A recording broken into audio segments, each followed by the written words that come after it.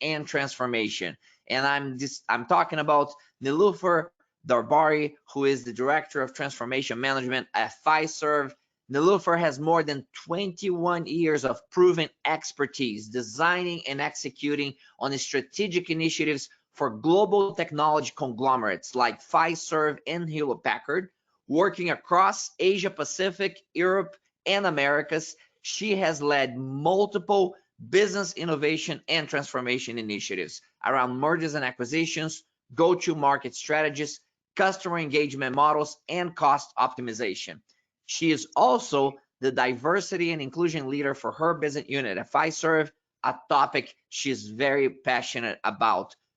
Niloofer, it's always a pleasure and a gift to have you here sharing your expertise with this global audience that is so eager to hear from you. Thanks so much, Jose, and it's always a pleasure to come back and speak to you.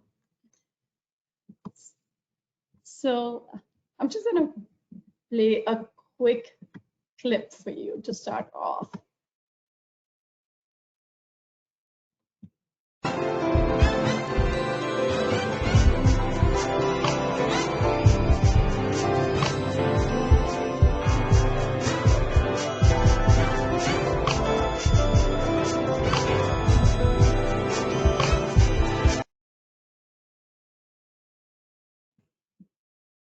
So what was that?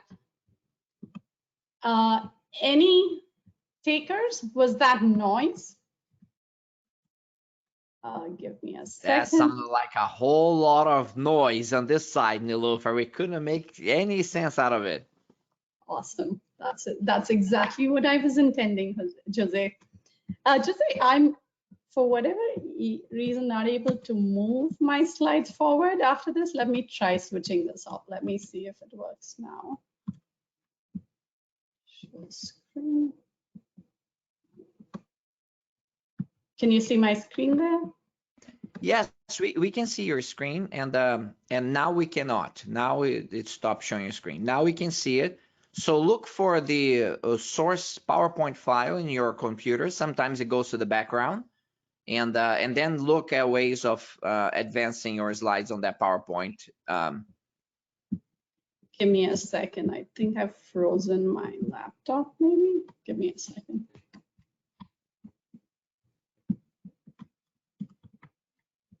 Oh, okay, technology challenges. Absolutely. Take a look at to see if you can see in the background, Niloofer, because sometimes the PowerPoint goes to the background. If you have a PC, you can hit Alt and Tab, and hold Alt and Tab, and you should be able to see the applications in your background. And then choose your cycle through until you find your PowerPoint. It is there on presentation mode. Yeah, now see if you can click on that. There you go. You're good to go. Awesome. Thank you, Jose. And I might just have to do this again.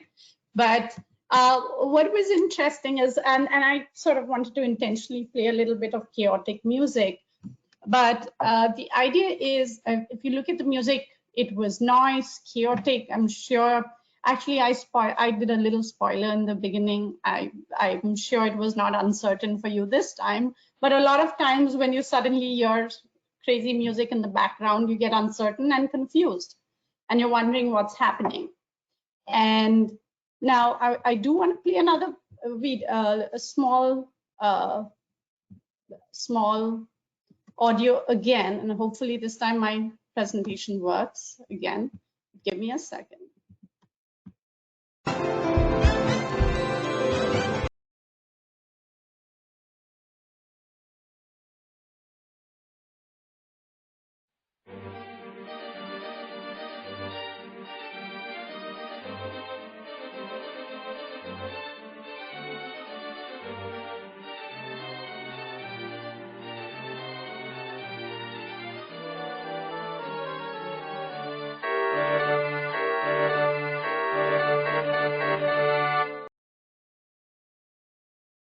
Great.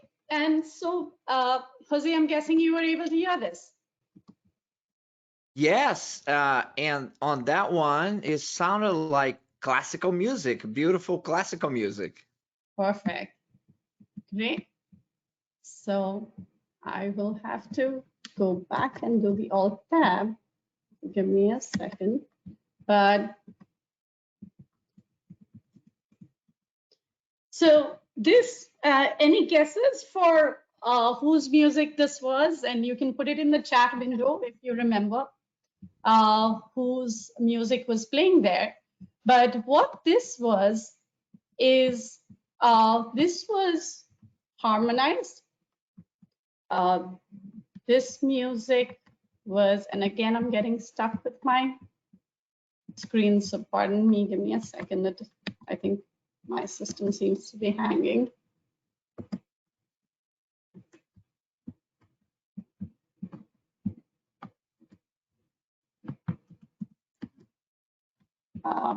Give me a second there. So this was harmonized, synchronized, cohesive, coordinated. And what I really like is the saying from David Abram. And he says, when you're playing symphonic music, as you heard Mozart's music, and I gave you the answer there, you are listening to the whole orchestra, feeling the whole orchestra, thinking ahead so you can prepare for change.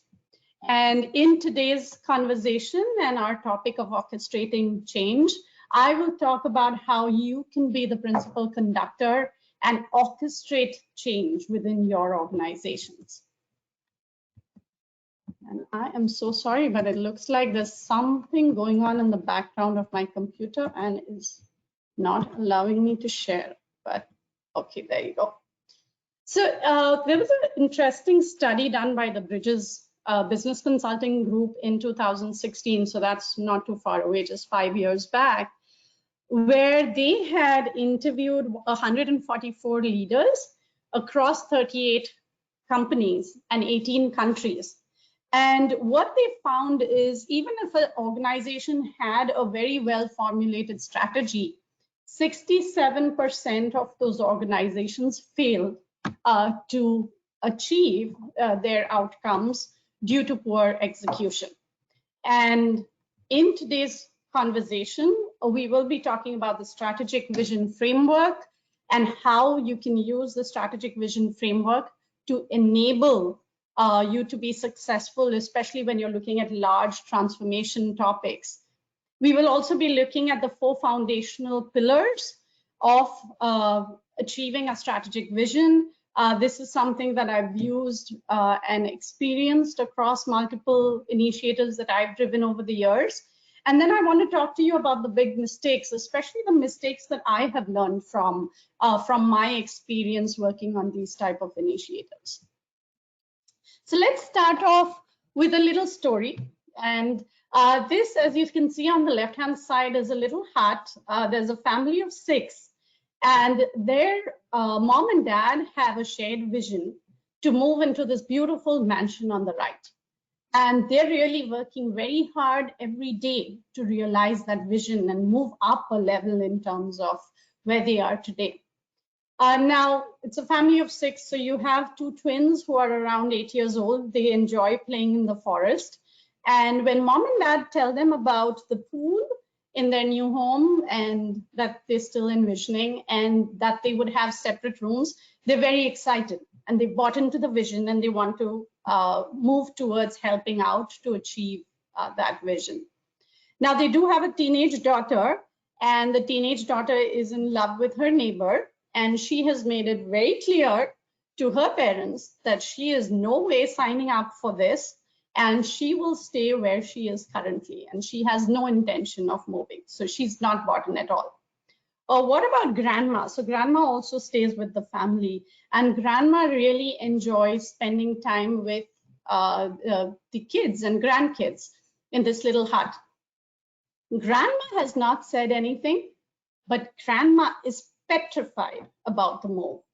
And her biggest concern and fear that she cannot speak out about is that she will be relegated to the furthest room in the mansion, and she will not be able to enjoy the company that she has with her kids and grandkids as she does today. So as you can see, The vision, who wouldn't want to move into a mansion? The vision's great, but each stakeholder in the family has a different perspective of this vision. And let's move to the organizational context. And I want to give you an example of a project that one of the initiatives that we were leading, where our focus was to look at how do we take our product down market, because there was a huge customer base that we were not tapping into with the current price point. So we worked on a lot of topics to look at how do we bring down the cost, and then we went all excited to train the workforce. And of course, the first question that we got back after the training was, am I going to lose my job? And you do understand, and we all understand, how important job security is. And for this individual, they did not understand the growth story because we hadn't communicated it well enough, and we hadn't got that buy-in from at that grassroots level. But so they were more fearful about losing their jobs as against moving to this new model that would actually bring growth, because this was definitely not a workforce reduction initiative, it was a growth initiative. So we'll talk about the strategic vision framework and how the strategic vision framework can help you get that organizational buy-in as you're moving forward, looking at driving a strategic initiative. What I really like about the strategic vision framework, and it's not, rocket science, but the beauty of it is when you look at strategy and execution together, that's when you're able to drive the outcomes that you're working towards. Also, in terms of the framework, how this works is you first look at what is your strategic driver vision, and you articulate your objective in terms of your vision initially when you start your initiative. You then want to align it to your organizational vision. So how does this work that I'm doing, how does it make a difference at the organizational level? The next part that you want to do is look at what are the different vision elements. So what are the elements in this vision that we need to start focusing on, or what are the big pieces of work? Those elements become your work streams. The work streams then work on their own goals and their own high-level deliverables. And then you bring this all together into an integrated plan of record. And if you remember Mozart's symphony, that's exactly what we're trying to do here, right? We're becoming principal conductors, orchestrating the change.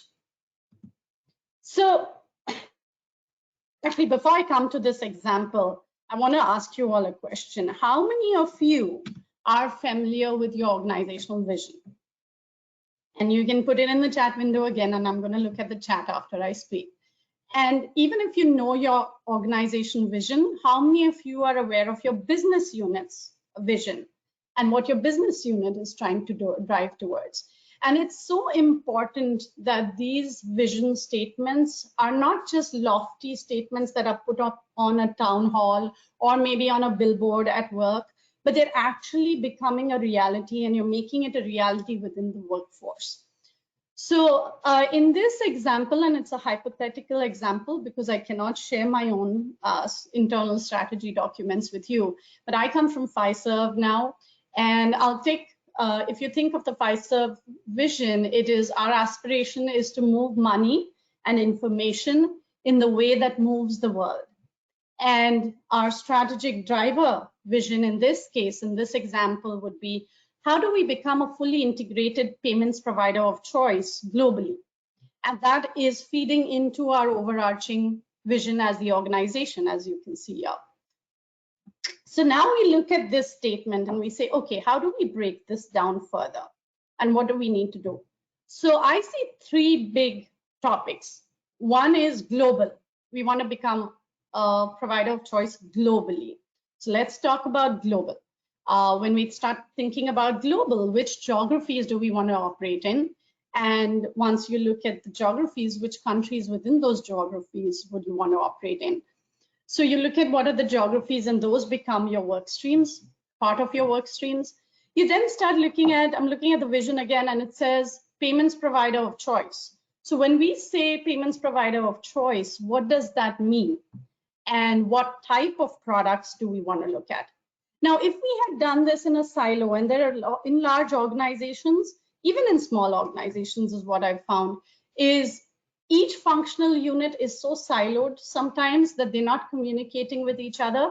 So if you had done this in a silo, you'd probably pick up the latest technology that you want to work on and the most fancy, products that are selling. Maybe you read a report and, you want to move to a new way of doing things. But the question is, how relevant is that in the geographies that you have defined? And how relevant is it for those markets? And so therefore, you want to look at becoming a payments provider of choice in the geographies that you're operating in, and then selecting the products based on that. The last one that I see is critical in this vision statement is becoming fully integrated. And when we think of fully integrated, again, you'd ask the question, with what do we want to integrate? So when we're talking about integration, who are we integrating with? Now, in Fiserv's example, we have a huge product portfolio. So we would have to prioritize which products we want to integrate with in which geographies. So we'd have to do that analysis. We would also want to think of external integrations. There's a whole world out there, right? So which products would we want to integrate with? And that becomes your third, the rest of your work streams. And now once you have defined the work streams, you start looking at the work streams leading, how they would define what they need to do to achieve that vision and goal. So for example, the geographies might start looking at, or regions, if you've built your work streams based on regions, they'd start looking at countries. They'd start looking at organic versus inorganic growth. They might look at partnerships. So each of the work streams has now started defining their goals and their objectives. They're also starting to list out their high-level milestones. And when I think of milestones, I don't think of milestones on a project plan, like a typical project plan, but I'm thinking big chunks of effort and deliverables that will make a difference for each of these work streams. And then all this gets pulled into an integrated plan of record and is managed by a central team that is driving the entire organization towards achieving this common vision. So that's the role that that principal orchestrator or the principal conductor would play as part of making the strategy real. What I also like is a lot of times we're not working on strategic initiatives that are at the highest level of the organization or even one level below, but you're working on a specific topic. And what I like to do is, if you are able to drill down that vision statement from your organization's vision to your strategic initiative vision, it helps bring everyone on board and helps folks understand how they are contributing as a part of their day-to-day activities towards achieving that larger organization vision. So let's move on to the three foundational pillars for execution. And I'm going to do a time check because I know last time I ran over. So the three pillars, the way I see it based on experience is, if you want to be successful, the three main things you need to focus on when you're driving a strategic initiative forward is to maintain focus, and that is critical, and ensure everyone's aligned to that common vision. To look at different governance models, and there is no one size fits all. You need to think of governance models differently depending on the situation, and we'll talk about that. And then to look at culture and communication and how do we work with the teams around these topics as well. So if you look at maintaining focus, I want to give you an example of the work that we did recently with when I spoke about bringing that product down market, and we were looking at reducing the cost of implementations by half. So the way we did it is we did a baseline study of what the real costs were, and that was challenging enough. And then once we defined what the real costs were, we also then went back to our sponsor and clearly articulated with him what the target was. So we tried to understand what was he trying to achieve, what that price point would look like. And then based on that, we built a very clear vision statement of how much reduction we would want and where we were today and where we need to be. And we communicated this vision across the teams and the work streams and the folks that were doing the work, so that everyone was working towards a very specific goal from day one. Let's talk about the governance model. So in terms of the governance model, like I said, there is no one size fits all, and you need to look at the complexity of the initiative. You need to think of the dynamics in your organization. You've got to look at the culture and the situation that you're in at that point in time to define what the right governance model would look like. So these are three different examples. One example is where we were moving from a publicly listed entity and merging into a back office, with a back office of an IT conglomerate. Now, in this case, we were the first company to delist from our local stock exchange. And in this model, we looked at it as a merger of equals. So we had a 3-in-the-box model. So we had 2 participants in each work stream with equal representation from both the companies. And then we had a global touch point that was helping the team align to the corporate vision, as well as resolve any escalations that might have occurred because of the 2 different entities that were coming together. Let's look at another example. So we're talking about another very large corporate initiative that was run globally, where we were trying to move from a localized delivery model into a global delivery model, whether it was consolidation of data centers, looking at our consulting teams and how we wanted to change the model. So it was a huge effort. Now, in this case, this was driven by the business units and the corporate office, and they laid out the strategy. And then we had regional leaders in every geography.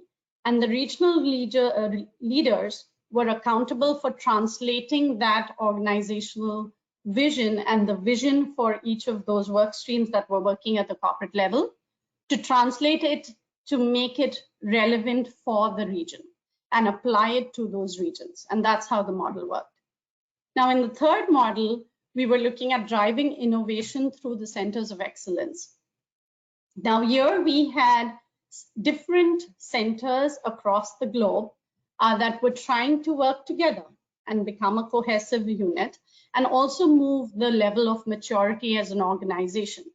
So we had technology-focused centers of excellence, and we had business process-focused centers of excellence. And these were all virtual teams, and we had a centralized budget, and we had centralized oversight. But each of the centers of excellence drove their own agenda and used the budget appropriately to move to that next level of maturity. So these are very different models, as you can see, relevant for different situations, relevant for the initiative and the complexity that the initiative brought with it. So the next one is to look at culture. I think culture is an absolutely fascinating topic for me, at least overall.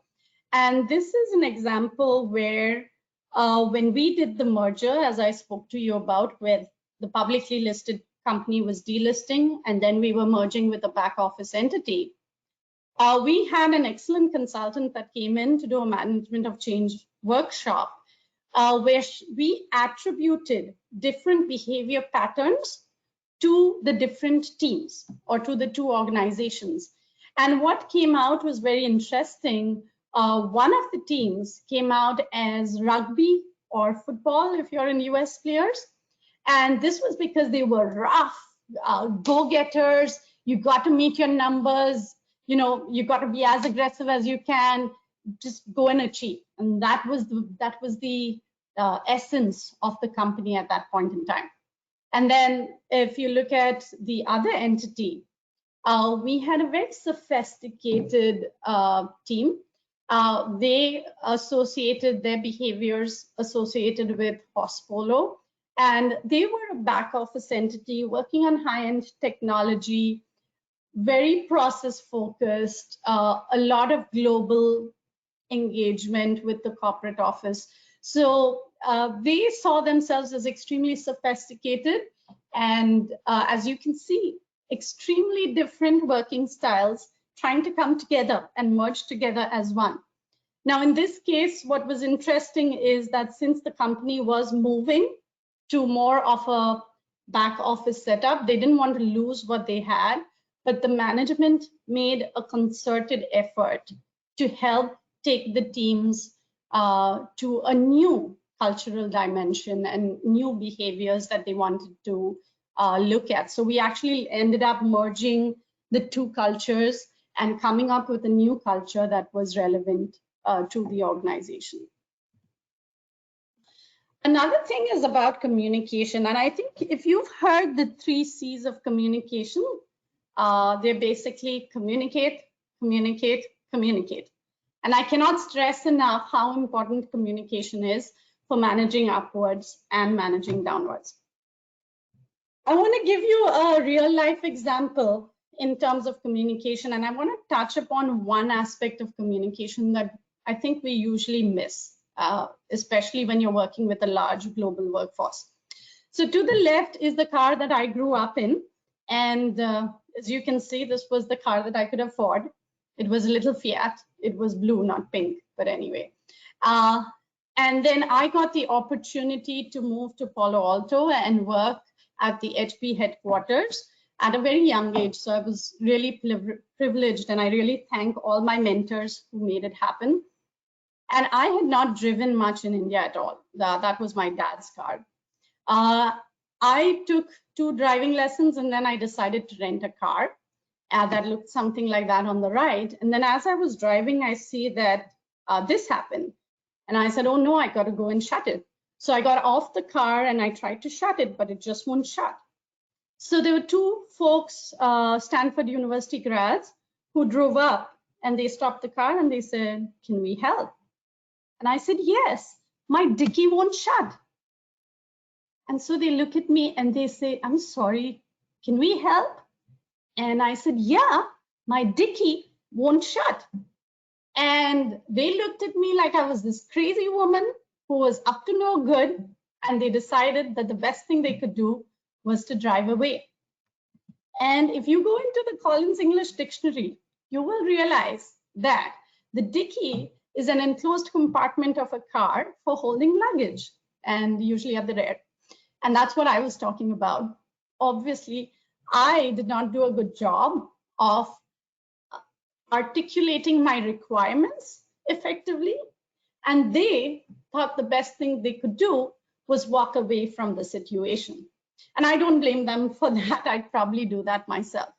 Now let's look at it in the organizational context. One of the initiatives I was working on was to look at moving a large back office or a moderately large back office operation to the India center, and from one of our from the European region. And when the new management came on board, one of the first things that they wanted to do is move the work back to a nearshore center that was twice as expensive as what we were doing in India. And the reason they gave us was that we don't understand each other. So I see this happen a lot in the corporate world. Usually you start working with global teams, and there's a lot of frustration that builds up, and then that's attributed to poor performance or poor quality, when the truth might be, and this is what I want you to do next time, think of the dicky joke and ask yourself, have I done a good job of communicating my requirements to them in a way that they understand it and they're able to deliver on it? Because I think a lot of times while we're speaking the same language, or we think we're speaking the same language, you might end up like the dicky. So think about that next time. The next thing I want to talk about is the big mistakes. And there are a few mistakes that I have made personally over the course of the years. One of them is a one-man band. And a lot of times what corporates think a good idea is to get behind closed doors, have 3 of the smartest people in the room, maybe hire a consulting firm, and look at what is that big vision that they want to move towards and try and make it happen. And what they forget is that the real subject matter experts are the people who are actually doing the work, that understand the uniqueness of your organization and are able to help you deliver on that vision.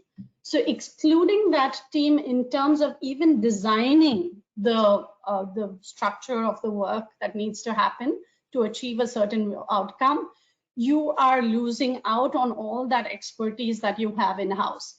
And similar to the one-man band, you can only be so good. And I'm sure this individual is extremely talented, and you'd be wowed by his individual performance. But think about Mozart's symphony and the orchestra, the music that we just played, and think about how different that would be if you had everyone in the organization or the right subject matters in the organization involved.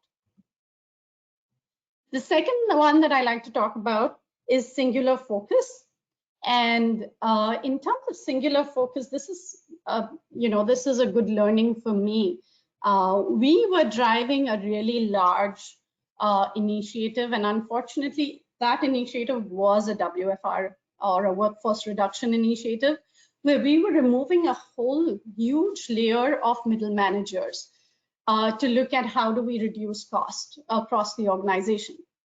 And in this case, we were so focused on the layoffs and what needed to be done there that we forgot about reskilling the workforce, because it was a huge change, a different model that folks were expected to operate in. We did not look at reskilling. We did not look at the operating model. We did not look at the technology and the business processes that had to change to accommodate this. And I'll say, it wasn't that we didn't think about these things. At one point in time, we just didn't have bandwidth to do it all. And what happens is, so we were extremely successful with the WFR and the cost reduction aspect, but we lost out on a lot of the other aspects as a part of the initiative that we were trying to drive. And in this example, again, think about this violinist. And again, I'm sure he's an excellent performer and he's done a fantastic job. But again, think about Mozart's symphony, and think about how beautiful it would have been if everyone was playing together and you were orchestrating the change across all those different work streams. Another one is rewarding bad behavior, and I love this visual. A lot of times we have a focused vision, we're getting all the stuff done. What we forget is the workforce and the team that we need to bring along. And how do we look at changing the behavior of these individuals to be able to move towards this new model that we're building, or the model that is required to be successful? I'll take an example again, where we were used to a T&M model, which for one of our products, which is time and materials. So the more you bill the customer, the better it is, right? The more revenue you get into the organization. So we were rewarding individuals to be utilized fully, to be able to bill their hours fully. Now, in this case, we decided to move to a fixed price model going forward. And in the fixed price model, the idea is you got to do less work and be more efficient. So you want to achieve the same outcome or deliverable by doing less work, or putting in less hours, because then you're improving your cost base. And of course, in this case, the folks were so used to the fact that they would be rewarded when they put in more hours, that it was a huge effort to shift that model. And a lot of times you can shift the behaviors by changing the metrics, And that's critical. If we had looked at a different metric as against utilization, that would have worked. And it's so critical to bring the organization along to think of how we're going to change the behaviors that are required to achieve success. The last one I want to talk about is poor sponsorship. And I just realized I do want to spend some time on Q&A, so I'm going to wrap this up quickly. But in terms of poor sponsorship, we had, I keep saying this, if you give me pennies, this is what you get. I've heard a lot of street bands, they're fantastic. But again, think of Mozart's symphony, right? Think about the outcome that you can achieve. And again, the question to go back to your sponsor and ask them is, do you want us to be a street band or do you want me to be Mozart's symphony? And both are fine. But it's not just monetary support that we're looking for. We're also looking for time and effort that the sponsor puts into these initiatives, as well as the larger organization. I want to end by leaving you with this quote that is one of my favorite quotes. It says, "It's not the strongest of species that survives or the most intelligent, but the one that's most responsive to change." And you, as the principal orchestrator or the principal conductor, are the one that can rally your teams and take your organization and move your organization to that place and help with the change. So thanks so much, Jose. I'm going to open it up. Fantastic, Niloofer. You can just hit the button that stop sharing screen. Perfect. And great insights. It's fascinating because you are leading transformation in an organization that from the outside looking in, especially from other financial services companies, they look at Fiserv as kind of a leading organization in terms of change and in terms of accelerating innovation to a large extent.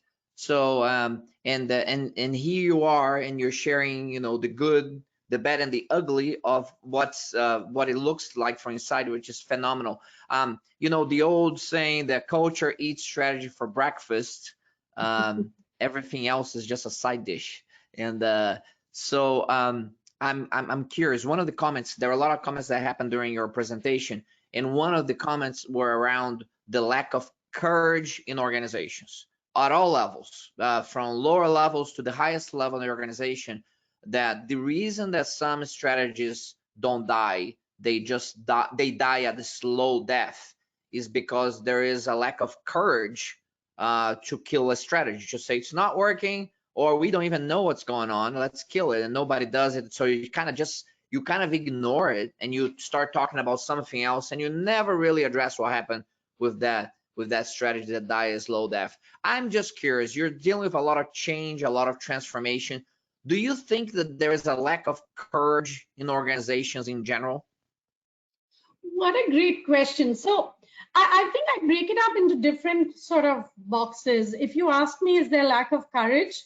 I think if you want a strategy to be successful, one is, are you willing to take the risk, right? That's the big question.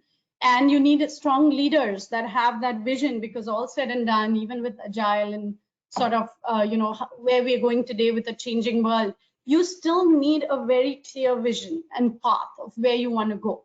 And that's what the leaders bring in. And are they courageous enough to look at a strong vision that will move the needle? That's what we need to ask ourselves. Second is in terms of execution. One is, you might have a great vision, but are you sponsoring that vision? Like I said, are you willing to invest? And are you willing to invest your time? Are you willing to invest the organization's time? So how serious are you about the vision? Is it, again, are you really, and that's where the courage goes, right? It's when the rubber hits the road.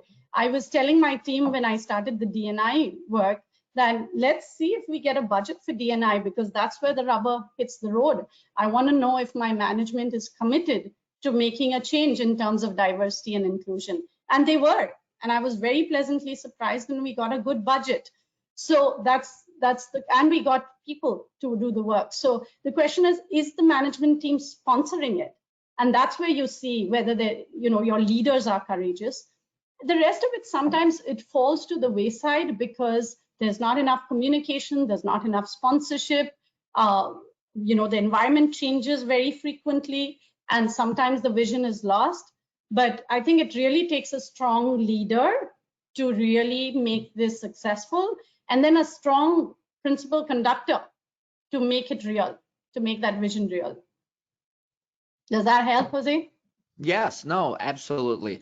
Joseph Lackey makes a commentary, and his comment is that he believes that communications across international communications have actually suffered as a result of COVID-19, where people in the US specifically, he's speaking this case, view international office work as possibly obstructive or not efficient for what they're doing, as one commentary, probably from his set of experiences. If I go a little bit broader than what he related to and ask about, how do you think that communication is a key item that you identify in your 3 pillars for successful transformation? How do you see the impact of COVID-19 on our ability to communicate? So I'm not sure. I'm sure it's an individual experience, and I don't know that I have seen a similar disengagement internationally, working with international teams. I've worked from home most of my career and have been able to grow as well working from home. So for me, it was not new. For a lot of people, it was new. And it was a big change and a big shift. And COVID's a perfect example of management of change and how we had to accelerate, and everyone had to step it up, and move and change behaviors as well.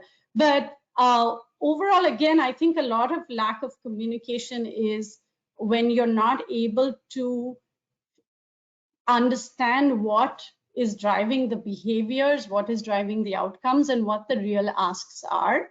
I personally, Jose, I know you know that we had a COVID task force that we formed globally that were just individual strangers coming together during COVID to look at an enzyme deficiency and how we could make a difference in the world in terms of awareness of that deficiency and how it impacts COVID. And some of us didn't even speak English. And it was fantastic and phenomenal. And we all got together and made a difference. So I almost feel COVID brought us together. I don't see, or I haven't seen the sort of opposite effect of it. And it might be something else that's going on that might have made the individual feel the way they have felt. We are just about over time, but I have to ask a very quick question, if you can, with just a quick insight related to technology. Your company has been noted as doing a good job with implementing new technologies and advancing technologies, disrupting some areas. What do you see as a success ingredient, if you will, on how do you identify the right technologies that create value and implement them? How do you go about that?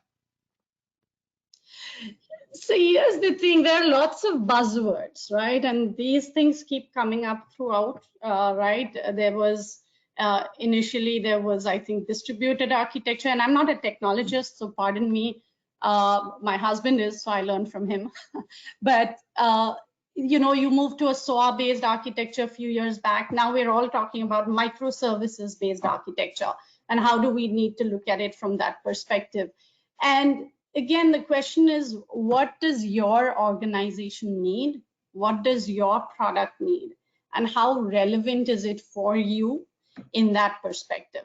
So when you are looking at technology as well, and all the buzzwords, including a lot is going on around automation too, the question is, what are we trying to achieve? What business outcome are we trying to achieve here? Not, a lot of times we are technology driven. We've got to look at the business outcome that we're trying to achieve, and does that technology make a difference towards achieving that outcome? And when you look at that perspective, you will automatically be able to look at the right technology, in my mind. Did that help, Jose? Niloofer, it's always a pleasure to hear from you and your perspectives and energy and insights on these topics. So thank you so much for taking the time to share that expertise for our global audience today. Sure. Thanks so much, Jose. And I thoroughly enjoy these sessions. So glad to be back. Thank you. Ladies and You. gentlemen, that was Niloofer Darbary sharing her expertise on orchestrating change. So thank you again. Now, I'm going to wrap up here and talk about what's coming up tomorrow. We have day 2 filled with cross-industry leaders talking about financial services, excellence, innovation, culture, business, and digital transformation. Tomorrow, we're going to kick off with Jennifer Rogers, who was the former head of learning at Anglo American, responsible for leading a major implementation of technology for specifically impacting learning and development. She's going to talk about accelerating people potential in an era of change. After Jennifer, we are going to welcome Frank Van Geffen, who is a leader for data and analytics at Rabobank. And Frank is going to talk about the value of information in a world of big data, data scientists, and data management, where that has become the new normal. It's time now to actually value information and what is achieved with that information. So he's going to talk about the actual intelligence behind the data that we're collecting today. After that, we have a multiple presenter in different conferences for us at the Business Transformation Operational Excellence Summit, coming from Toronto, Canada, one of the world leaders in artificial intelligence and data analytics. He is from Dell. Bill Wong is going to be talking about artificial intelligence powered digital transformation. Bill always brings tremendous benchmarks for us about what's going on in the world of artificial intelligence on a global basis, and very detailed information about the technologies that are creating value and the stuff that is just hype at this moment. So a very practical view of artificial intelligence at scale. And we're going to finish the day tomorrow with the Chief Information Officer and Chief Technology Officer for PTC India Financial Services. Ashish Nigan is going to talk to us about financial services excellence, innovation, and transformation, and how technologies have improved and disrupted financial services globally. So very much looking forward to these wonderful presenters. Thank you so much for everybody who contributed today. We have over 1,100 registered participants. For those of you who are here live with us, it's awesome to have your questions and feedback throughout the day. For those of you who are watching after the conference is completed and you're watching your videos, summaries of each one of the sessions, it's great that you took the time to be here with us and learn from these real experts. I'm gonna be posting an update on today's proceedings on LinkedIn. You can look under my profile, and the business transformation and the BTOES Financial Services Live Conference is one of the postings that I have there. Under their posting, you can access all of our presenters. You are going to have a direct link for each one of them. You can also see updates and comments that the participants and the presenters are making. So if you have questions, if you want to say thanks to our sponsors for making this happen on a global basis and no cost to you, that is the place to do it. So engage in the discussion there. We appreciate you engaging with us, liking and sharing your comments under our discussion on LinkedIn. So I look forward to seeing you tomorrow, and whatever you are in the world, have a good rest of your day, and I'll see you tomorrow back at the same channel. Thank you for now.